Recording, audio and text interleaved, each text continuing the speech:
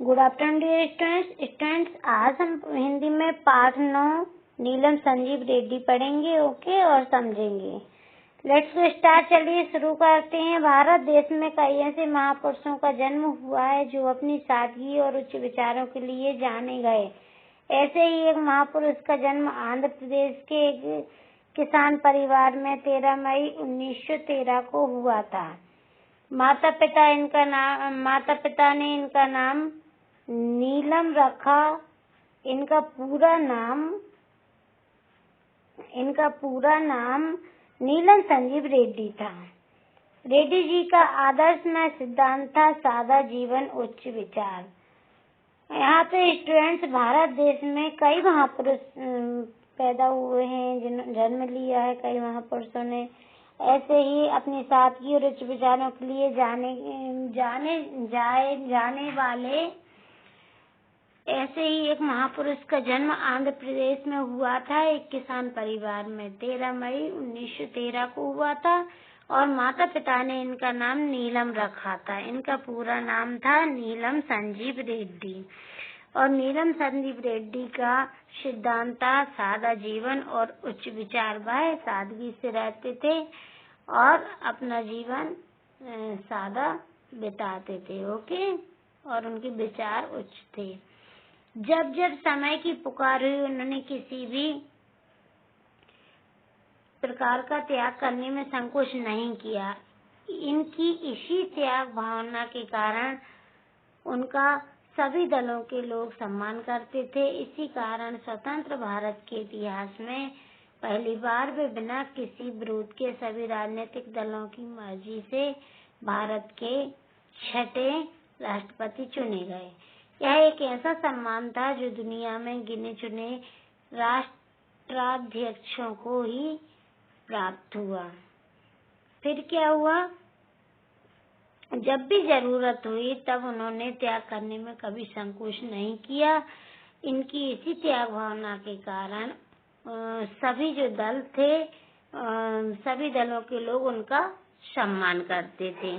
इसी कारण स्वतंत्र भारत के इतिहास में, जब हमारा भारत स्वतंत्र हुआ था, उस समय उस स्वतंत्र भारत के इतिहास में पहली बार किसी विरोध के सभी राजनीतिक दलों की मर्जी से भारत के 6ठे राष्ट्रपति चुने गए थे। नीलम संजीव रेड्डी जो थे वह भारत के 6वें राष्ट्रपति बने हुए थे। एक ऐसा सम्मान था जो दुनिया में गिने चुने लोगों को ही, राष्ट्राध्यक्षों को ही प्राप्त हुआ है। नीलम संजीव रेड्डी ने अडयार में हाई स्कूल तक शिक्षा ली। उन्होंने हाई स्कूल की पढ़ाई अडयार में की थी। उसके बाद उन्होंने उच्च शिक्षा के लिए आर्ट्स कॉलेज चेन्नई में दाखिला लिया। सन 1931 ईस्वी में रेड्डी जी स्वाधीनता आंदोलन में कूद पड़े, जिसके कारण उन्हें कॉलेज की पढ़ाई छोड़नी पड़ी। फिर क्या था? उच्च शिक्षा के लिए उन्होंने आर्ट्स कॉलेज में चेन्नई में दाखिला लिया, चेन्नई में पढ़ाई की। और सन 1931 ईस्वी में रेड्डी जी स्वतंत्रता आंदोलन में भाग लिया, स्वतंत्रता आंदोलन में कूद गए, जिसके कारण उन्हें अपनी पढ़ाई छोड़नी पड़ी। अपने छात्र जीवन से ही वे देश की स्वाधीनता के लिए जूझ पड़े थे। इस संघर्ष से ही वे जनता के बीच आए। लोग उनके उच्च विचारों से अवगत हुए। सन 1945 के बीच का ज्यादातर समय उन्होंने जेल में ही काटा। देश के स्वतंत्र होने पर सन 1969 तक उन्होंने कई बड़े पदों को संभाला। फिर क्या हुआ? कॉलेज की पढ़ाई छोड़ने के बाद, जब वह छोटे ही थे, पढ़ाई करते थे, स्टडी करते थे, छात्र थे, तभी से वह स्वाधीनता के लिए जूझ रहे थे, लड़ाई के लिए, स्वाधीनता के लिए, स्वतंत्रता के लिए संघर्ष कर रहे थे। उनके इन उच्च विचारों से लोग अवगत हुए, लोगों ने उन्हें जाना, पहचाना। सन 1940 से लेकर 1945 ईस्वी तक के बीच का ज्यादातर समय उन्होंने जेल में ही काटा। देश के जब स्वतंत्र होने पर सन 1969 तक उन्होंने कई बड़े पदों को संभाला। जब हमारा देश स्वतंत्र होने वाला था, स्वतंत्र हुआ था, स्वतंत्र होने के बाद उन्होंने हमारे देश के कई पदों को संभाला, बड़े पदों को संभाला। इसके बाद 8 वर्ष तक वे राजनीति से बिल्कुल अलग रहे। 8 साल तक उन्होंने फिर राजनीति से अलग रहे, राजनीति में कोई भी दिलचस्पी नहीं दिखाई। फिर जुलाई 1977 ईस्वी में उन्हें भारत के सर्वोच्च पद को सम्मानित करने का अवसर प्राप्त हुआ। नीलम संजीव रेड्डी का जीवन शुरू से ही संघर्षमय रहा। किसान परिवार में जन्म लेकर भी अपने उच्च विचारों के लिए वे सदैव प्रशंसा पाते रहे। नीलम संजीव रेड्डी जी का जो जीवन शुरू हुआ था, तभी से उनके जीवन में संघर्ष चलता रहा। किसान परिवार में उन्होंने जन्म लिया था और अपने उच्च विचारों के लिए ही वह सदैव उनकी प्रशंसा होती रहती थी, सब लोग उनकी तारीफ करते रहते थे। जीवन के शुरुआती दिनों में ही उन्होंने बड़ी बड़ी जिम्मेदारियों को संभाला। जब वह थोड़ा समझदार हुए तभी से उन्होंने बहुत सारी जिम्मेदारियों को संभाला था। चेन्नई, आंध्र प्रदेश और केंद्र सभी स्थानों पर उनकी योग्यता के कारण उन्हें महत्वपूर्ण पद सौंपे गए। ओके, देश के सर्वोच्च पद को पाने के बाद उन्होंने अपने वेतन में से 1/4 वेतन अर्थात 3000 रुपये मासिक लेना ही स्वीकार किया। वेतन के बचे हुए भाग को राष्ट्रपति राष्ट्रहित के कार्यों में लगाने के लिए छोड़ दिया।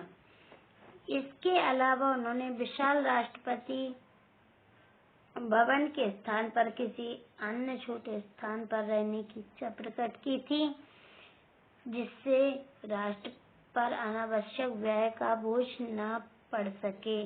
उनकी सादगी का यह एक जीता जागता सबूत था। फिर क्या हुआ, देश का सर्वोच्च पद उन्हें प्राप्त हो गया था, वह राष्ट्रपति बन गए थे। उसके बाद भी वह अपने वेतन में से मात्र 1/4 वेतन अर्थात 3000 रुपये ही मासिक लेना उन्होंने स्वीकार किया था। वेतन के बचे हुए भाग को राष्ट्रहित के कार्यों में लगाने के लिए छोड़ दिया था और जो उनका वेतन जो बचता था 3000 लेने के बाद, बाकी जो एक्स्ट्रा पैसा रहता था वह देश के लिए छोड़ दिया था। उन्होंने देश के हित में जो कार्य होंगे उसके लिए छोड़ देते थे। इसके अलावा उन्होंने विशाल राष्ट्रपति भवन के स्थान पर किसी अन्य छोटे स्थान पर रहने की इच्छा प्रकट की थी और उन्हें विशाल राष्ट्रपति भवन रहने को मिला हुआ था, फिर भी वह उसको छोड़कर अन्य छोटे से स्थान में रहने की इच्छा रखते थे, जिससे राष्ट्र पर अनावश्यक व्यय का बोझ ना बढ़े, मतलब पैसा जो है फालतू वेस्ट ना हो। इसलिए वह उनकी सादगी का यह एक जीता जागता सबूत था कि वह कितना सादा जीवन जीना चाहते हैं। ओके स्टूडेंट्स, चलिए नेक्स्ट देख लेते हैं।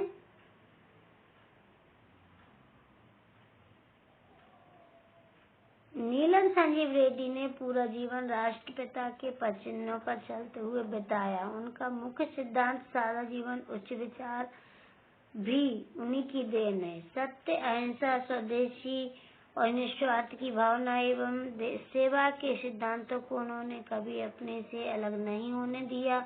उनकी विचारधारा इस तरह की थी कि व्यक्ति को अपनी आवश्यकताओं को कम करके जीवन ईमानदारी से व्यतीत करना चाहिए।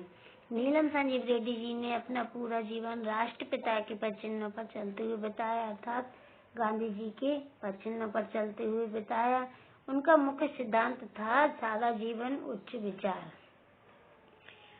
यह उन्हीं की देन है। सत्य, अहिंसा, स्वदेशी और निस्वार्थ की भावना एवं सेवा के सिद्धांत को भी उन्होंने कभी अपने से अलग नहीं होने दिया। उनकी विचारधारा इस तरह की थी कि व्यक्ति को अपनी आवश्यकताओं को कम करके जीवन ईमानदारी से व्यतीत करना चाहिए। उनका मानना यह था कि व्यक्ति को अपनी जो जरूरतें हैं उनको थोड़ा कम करना चाहिए और ईमानदारी से जीवन को व्यतीत करना चाहिए। ओके।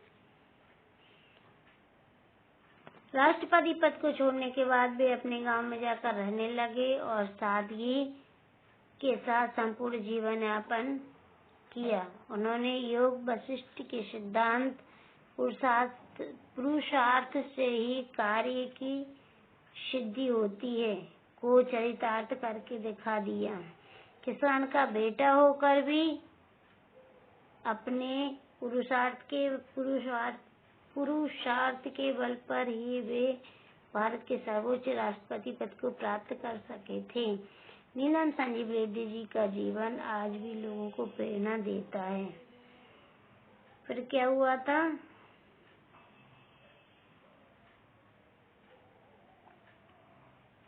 राष्ट्रपति पद को छोड़ने के बाद जब उन्होंने अपना राष्ट्रपति पद छोड़ा, वह तो राष्ट्रपति पद छोड़कर छोड़ते ही वह अपने गांव में जाकर रहने लगे थे और वहां पे उन्होंने अपना संपूर्ण जीवन व्यतीत किया। उन्होंने योग वशिष्ठ के सिद्धांत, जो योग वशिष्ठ जी का सिद्धांत था, पुरुषार्थ से ही क्या हो रहा है यार, सॉरी, कार्य की सिद्धि होती है को चरितार्थ करके दिखा दिया। किसान का बेटा होकर भी वह पुरुषार्थ के बल पर ही भारत के सर्वोच्च राष्ट्रपति पद को प्राप्त कर सके थे। नीलम संजीव रेड्डी जी का जीवन आज भी लोगों को प्रेरणा देता है। आज भी उनके जीवन से लोग सीखते हैं। उनकी दिनचर्या, उनका व्यवहार, उनका रहन सहन, इन सभी चीजों का लोगों पर बहुत असर पड़ता है। लोगों को उनसे प्रेरणा मिलती है। ओके स्टूडेंट्स, तो यहाँ पे शब्दार्थ देख लेते हैं। उच्च मीन्स ऊंचा, सिद्धांत मीन्स उसूल, त्याग मीन्स कुर्बानी, संकोच करना मीन्स झिझकना, स्वाधीनता मीन्स आजादी, सर्वोच्च सबसे ऊंचा, पद चिन्ह कदम। ओके, तो पाठ को रीड करिए, रीडिंग लगाइए और समझिए। ठीक है, मैंने आप लोगों को चैप्टर एक्सप्लेन कर दिया, समझा दिया है। आई थिंक आपको समझ में आया होगा, तो पढ़िए, समझिए।